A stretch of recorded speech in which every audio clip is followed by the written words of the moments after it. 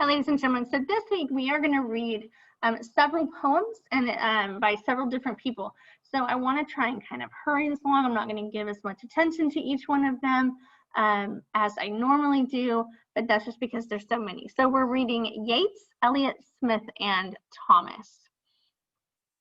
So we're going to read two works this week by Yeats, The Second Coming and An Airman Foresees His Own Death.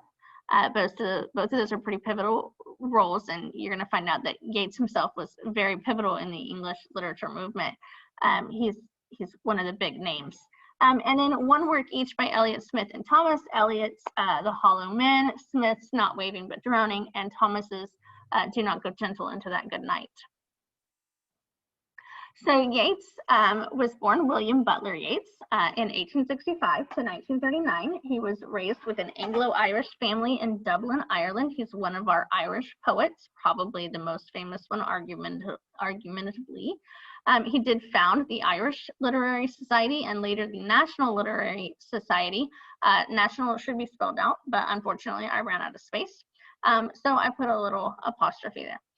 He was heavily influenced by Irish nationalism, and you do see quite a bit of a religious tone in his text as well. His poetry contributed to the rejuvenation of the Irish culture.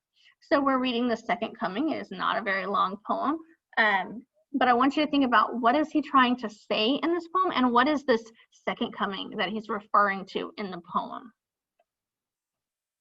Literally and metaphorically.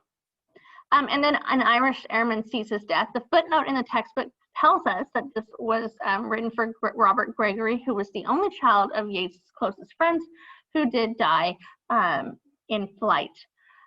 So what is the purpose of this poem, and what do you think this poem is saying about war in general? And then we're going to read about Eliot. This would be Thomas Stearns Eliot, or best known as T.S. Eliot. He's another one of our big names. T.S. Eliot was actually born in Missouri, so he started out as an American. He went to Harvard, he graduated, and then he moved to England right after World War I broke out in 1914. We're reading The Hollow Men. It is a short poem, but it is longer than the two that we read from Yeats. But there are several allusions to other literature in this poem, and you can access that by looking at the footnotes in your textbook. Why do you think he uses these classic stories that many of his readers grew up with in his poem? Who are the hollow men, and how can they be helped? What is this poem stating about life? Keep those in mind.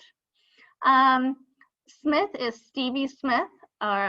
Stevie is a nickname. Her actual name is Florence Margaret Smith. She is one of the absolute originals of British literature, very much like William Blake, who we didn't get to read, I don't think, this semester. She doesn't fit into any category. There is absolutely no one like her. There is no one else who copies her form or her style or her diction or her syntax, none of it. It's all very original, very her.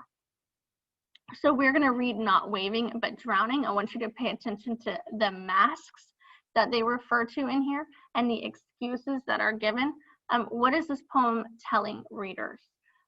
What is her message?